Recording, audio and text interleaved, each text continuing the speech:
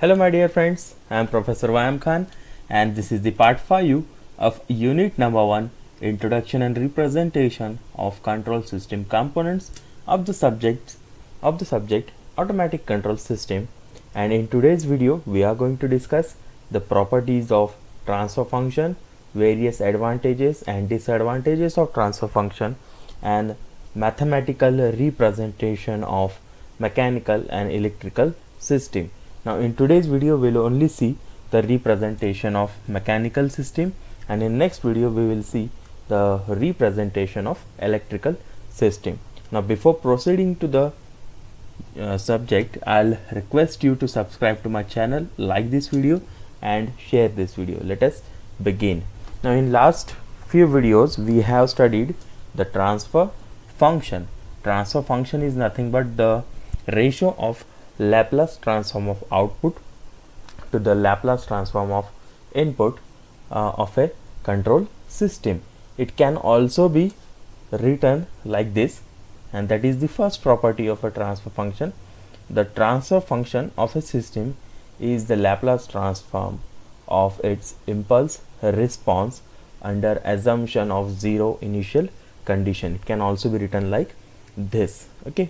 Conversely, the transfer function can be determined from system input output pair by taking ratio of Laplace of output to the Laplace of input. Okay, and the third property of this transfer function is the transfer function of a system, it does not depend on the inputs to the system. In last video we have seen that the input is of two types. There is reference input and then there is actual input. So the transfer function, it does not depend on these two, or you can say it does not depend on the inputs to the system. Okay, then the system poles and zeros can be determined from its transfer function. If you want to determine the poles and if you want to determine the zeros of a system, then it can be determined with the help of a transfer function by putting some values equal to 0 and equal to infinity. If you put the values equal to infinity, you will get the poles, and if you put the values equal to 0, you will get the zeros. Okay, now the stability can be found from characteristic equation. The stability of a system can be found from the characteristics equation, and this part we are going to discuss in coming chapters. Okay, so we'll not put a lot of efforts here. We'll discuss this in actual the chapter of stability. And the last property of transfer function is only defined for linear time invariant system. It is only defined for linear time invariant system and not for the non-linear system. You cannot use transfer function for non-linear system. You can use it for only linear system. It is to be remembered very carefully. Okay, the next one is the advantages of transfer function. If transfer function of a system is known, then the response of the system to any input can be determined very easily.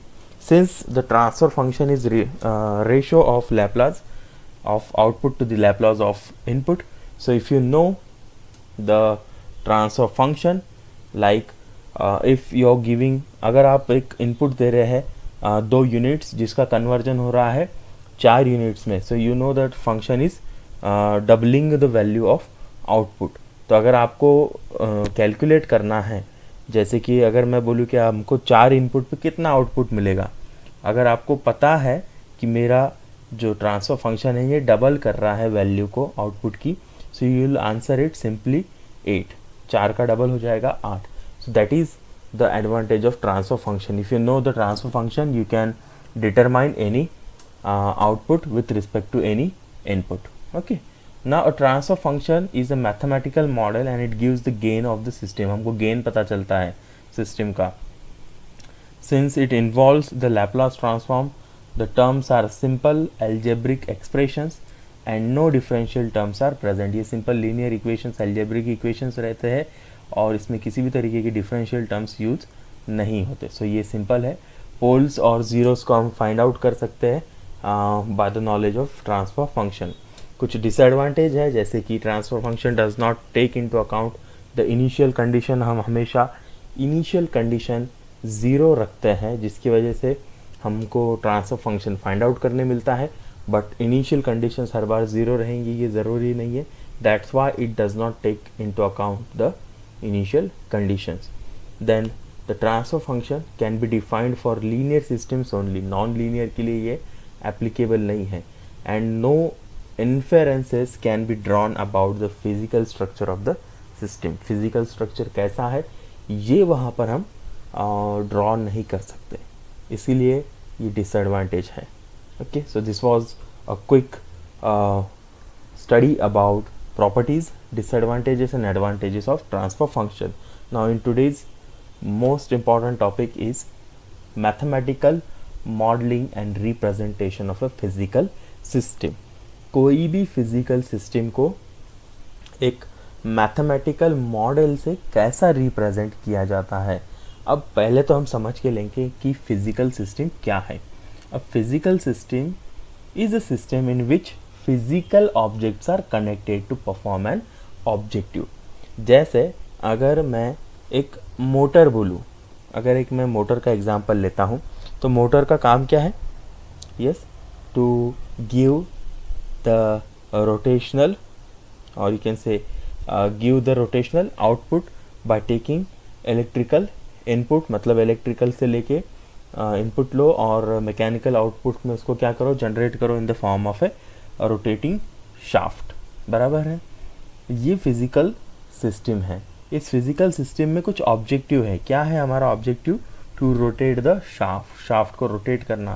Shaft के rotation पे फिर हम कुछ appliances लगा सकते हैं, कुछ devices लगा सकते हैं, जिसकी मदद से हम हमारा आउटपुट जो है वो यूज़फुल में कन्वर्ट या फिर उसको यूज़फुली कन्वर्ट कर सकते हैं। Okay, then what other things are said about physical system is we cannot represent any physical system in its real form. हम कोई भी physical system को उसके real form में represent नहीं कर सकते। हम पूरी की पूरी मोटर नहीं ड्रॉ करते, पूरा का पूरा इंजन ड्रॉ नहीं करते। हम जब भी हमको एक्सप्लेनेशन देना है अबाउट एन व्हीकल, एक व्हीकल के बारे में अगर एक्सप्लेनेशन देना है तो हम पूरा व्हीकल पूरा ड्रॉ नहीं करते। हम उसको कभी कभी ब्लॉक डायग्राम्स में क्या करते हैं, रिप्रेजेंट करते हैं, ताकि वो आसानी से समझाया जा सके। Because there are very complexities, very intricate shapes, बहुत सारे हमारे फिजिकल कंपोनेंट्स इजी नहीं होते हैं ड्रॉ करने के लिए। इसके लिए हम इसको रिप्रेजेंट नहीं करते हैं directly by a physical system. Okay, therefore we have to make some assumptions for analysis and synthesis of the system. Okay, हम स्टडी के लिए वो पूरा सिस्टम ड्रॉ करेंगे, बट जब हमको उसका एनालिसिस या उसका सिंथेसिस करना है तब हम वो पूरा का पूरा सिस्टम ड्रॉ करना हमें पॉसिबल नहीं है। That's why we use block diagrams. Okay, तभी हम क्या करते हैं, इसके ब्लॉक डायग्राम इस्तेमाल करते हैं। An idealized physical system is called a physical model. एक फिजिकल सिस्टम को अगर आपने कुछ एक पर्टिकुलर फिजिकल रिप्रेजेंटेशन से बताया तो उसको बोला जाता है physical model. Okay, a physical system can be model in different ways depending upon the problem and required accuracy with which we have to deal. Now most of our control systems are of mechanical or electrical type or a combination of both. For example, an elevator. एक lift का अगर हम example देखें तो इसमें mechanical as well as electrical components use हो रहे हैं। जैसे कि हमारा मोटर जो है वो मोटर से हम लिफ्ट को ऊपर नीचे कर रहे हैं, that is your electrical component. Then उसके जो वेट्स लगे हैं, उसका जो मोशन है, this is related with your mechanical components. So an elevator is an example of combination of mechanical and electrical components. Okay, so ऐसे components को हमको क्या करना है, mathematical models से represent करना है। अब mathematical model क्या रहता है? Mathematical models are nothing but mathematical equations used for representing the component or to represent the control system. The process of drawing the block diagram for mechanical and electrical system to find the performance and transfer functions is called mathematical modeling of control system. इस mathematical modelling में हम क्या करेंगे, हमारी जो control system रहेगी, फिर वो मैकेनिकल रहने दो या इलेक्ट्रिकल रहने दो, इसको ब्लॉक डायग्राम और इक्वेशन के फॉर्म से क्या करेंगे, रिप्रेजेंट करेंगे, ताकि उसका परफॉर्मेंस जो है वो हम क्या कर सके, कैलकुलेट कर सके. सो ऐसे there are two types of physical system, one is mechanical and another one is electrical. So let's see how the first one, that is mechanical system, is represented. And before that we should know that mechanical systems are all about motion. Mechanical system में motion है, okay, and the motion in mechanical system can be categorized in two different types. First one is translational, मतलब जिसमें linear motion है, जैसे कि reciprocating motion है, okay, piston and cylinder block का, मतलब इसमें कौन सा मोशन है हमारा, ट्रांसलेशनल मोशन है, लीनियर मोशन है, ओके, रेसिप्रोकेटिंग मोशन है. और उससे बिल्कुल अपोजिट दूसरा जो मोशन है वो है रोटेशनल मोशन, जो हमें शाफ्ट में देखने मिलता है. रोटेशन होता है, घूमता है एक एक्सिस के अराउंड, बराबर है, उसको बोलते हैं हम रोटेशनल मोशन. और एक रेसिप्रोकेट होता है मोशन, जिसको बोलते हैं हम translational motion. Okay, so these two are the type of your mechanical systems. अब पहला वाला आज हम स्टडी करेंगे वो है ट्रांसलेशनल. ओके, ट्रांसलेशनल क्या रहता है या लीनियर सिस्टम क्या रहता है, the motion that takes place along a straight line. एक स्ट्रेट लाइन में जो मोशन जो सिस्टम मूव हो रहा है उसको बोलते हैं ट्रांसलेशनल और लीनियर सिस्टम. सिंपल चीज़ है. There are three different types of forces that we have to study.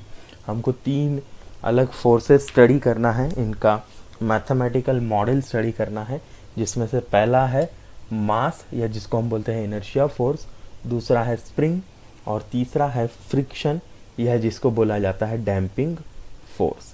Okay, so let us begin with the mass. Now inertia force और मास, आपको पता है inertia, the force that tends to keep the body in at rest. Okay, now consider a body of mass m. एक body है mass m की, which is shown in the figure a. Okay, this is a body which is having mass m and acceleration a. Then according to Newton's second law of motion क्या मिलेगा हमको equation, force is equals to mass into acceleration. हमने अगर इस body को force लगाया, force apply किया, so this body will get displaced from this position to this position. अगर इसको हमने फोर्स लगाया, फोर्स अप्लाई अगर किया, तो ये बॉडी यहाँ से यहाँ मूव होंगी. So this thing is nothing but your displacement. ये चीज़ क्या है, हमारा डिस्प्लेसमेंट है. ओके, नाउ दिस, अगर इसको हमने न्यूटन सेकेंड लॉ अप्लाई किया, so will get force equal to mass into acceleration. और यही इक्वेशन को अगर हमने in terms of time domain लिखा, so it will be written as F of T equals to mass into A of T. Okay, now this T represents the time domain. Now this one is acceleration, this one is acceleration, and acceleration is nothing but second derivative of your, yes, what, displacement, second derivative of your displacement. Okay, now this is your body of mass m, and this is our force applied to it, and because of this force we are getting this x displacement. Now in terms of अगर velocity के terms में अगर हमको इसको लिखना है, so how do you write in terms of velocity? Yes, we write it like this: f of t is equals to mass into dv of t by dt. जैसे हम डिस्प्लेसमेंट है, तो x अगर डिस्प्लेसमेंट है, तो इसको अगर हमको वेलोसिटी में लिखना है, so it gets dx by dt. अगर उसका नेक्स्ट वाला डेरिवेटिव लिया जाए, so it is your d v by d t. And उससे अगर नेक्स्ट डेरिवेटिव लिया जाए तो इट इज़ d2x/dt स्क्वायर। सो ये एक एक डेरिवेटिव्स है। जैसे कि अगर डिस्प्लेसमेंट है, वेलोसिटी है, so velocity is nothing but change in the displacement with respect to time. Then again, what is acceleration? Acceleration is nothing but change in the displacement with respect to, change in the velocity with respect to time. So it can be represented like this in terms of velocity, whereas in terms of displacement the above equation can also be written as f of t equals to m into d2x dt divided by dt square. Now if you apply Laplace transform to this system or to this equation, this particular equation, you get f of s equals to m s square into xs, where your d2 by dt square gets replaced by your s square, okay, and your t gets replaced by s. So this is the mathematical representation or mathematical model for an inertia force or for a mass के लिए ये क्या है हमारा mathematical representation है. Okay, so next one is spring force. Spring force क्या रहता है? We all have seen spring and we know how it contracts and how it retracts.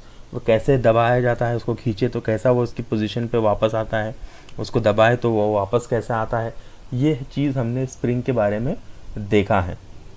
अब मैकेनिकल सिस्टम अगर है तो इस मैकेनिकल सिस्टम में कई बार पॉसिबल है कि हमारा एक कंपोनेंट जो है वो क्या रह सकता है, स्प्रिंग रह सकता है, या स्प्रिंग के जैसा काम करने वाला कोई अदर कंपोनेंट रह सकता है. फॉर एग्जांपल बेल्ट है, केबल है, जैसे कि एलिवेटर है, तो एलिवेटर की जो बेसिस है, उसके नीचे के जो पार्ट है उसके अंदर स्प्रिंग्स रहते हैं, उसमें केबल्स रहती है. यस, सो ये केबल्स, ये स्प्रिंग, ये कंपोनेंट को हमको अगर इसका परफॉर्मेंस चेक करना है तो हमको क्या करना पड़ेगा, इसका एक मैथमेटिकल मॉडल बनाना पड़ेगा. और ये मैथमेटिकल मॉडल बनाने के लिए हम जो रेफरेंस लेंगे वो रहेगा हमारा स्प्रिंग या spring force. Okay, now consider spring as shown in the figure में जो स्प्रिंग दिखाई है ये कंसीडर करो. ये स्प्रिंग यहाँ पर फिक्स्ड एंड है, ये बी पॉइंट है, ये ए पॉइंट है, इस साइड से इसको फोर्स अप्लाई किया, ये के जो है वो स्प्रिंग का स्टिफनेस है. ओके, अगर यहाँ से इस फोर्स को अप्लाई किया गया है तो इस स्प्रिंग में कुछ ना कुछ क्या होगा, यस, डायमेंशन में चेंजेस आएंगे, मतलब इस स्प्रिंग की लेंथ बढ़ेगी. सो इस एंड से वो x1 डायरेक्शन में मूव हो रहा है, x1 डायरेक्शन में बोलने के बजाय x1 अमाउंट में, that is the displacement of end A and का क्या है, ये डिस्प्लेसमेंट है. उसी तरीके से ये बी एंड का डिस्प्लेसमेंट है x2. So these two are the displacements of end A and end B, okay, by application of force F.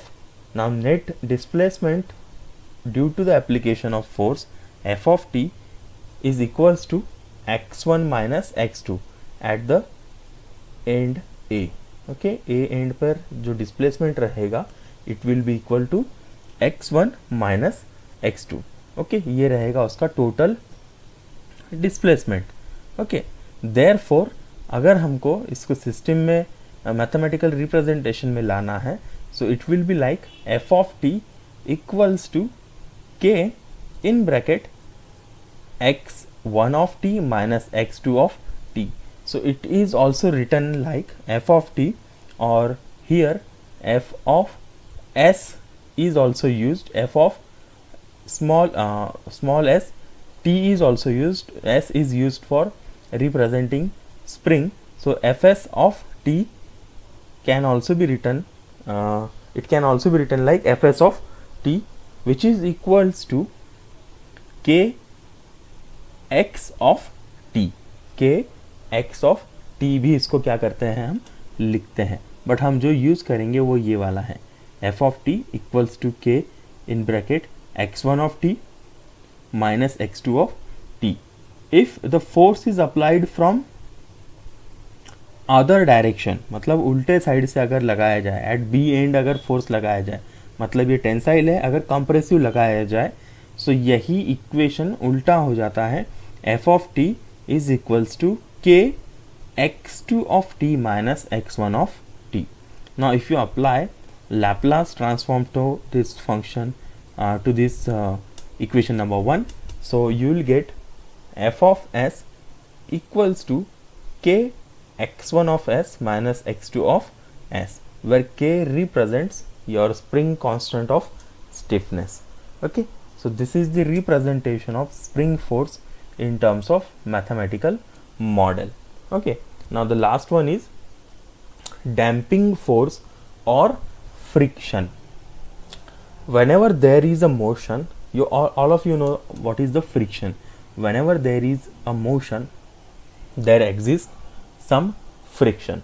Now friction exists between moving body and a fixed support, or in moving or in between the surfaces. जो surfaces हैं इनके बीच में, या जिन surfaces के बीच में motion हो रहा है, यहाँ पर हमको क्या friction देखने मिलता है.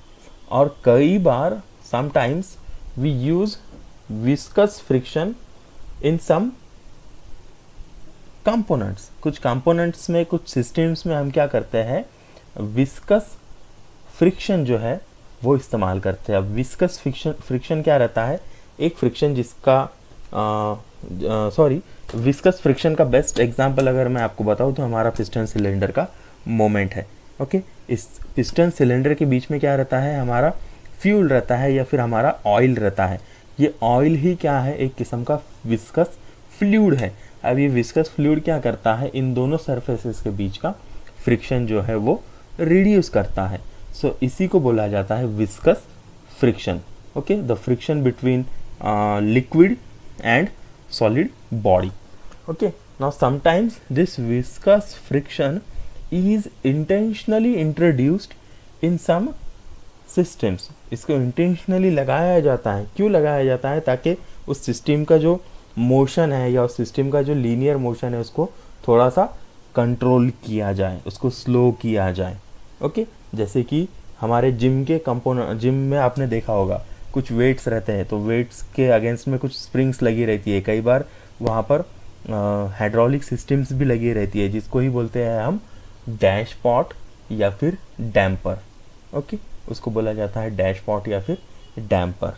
Okay, now for viscous friction we assume that the damping force is proportional to the velocity. जो भी डैम्पिंग फोर्स है ये वेलोसिटी के कैसा है, प्रोपोर्शनल है. This is assumed for viscous friction. अभी प्रोपोर्शनल है मतलब क्या है, this is your damping force F D of T, या इसको एफ ऑफ टी अगर हम पकड़े, so this is your damping force. Okay, this is your damping force. This is your displacement, ये आपका डिस्प्लेसमेंट है. Okay, so this F D of T is proportional to the velocity. Velocity को proportional है, मतलब F D of T is proportional to V of T, मतलब velocity of T, sorry V of T.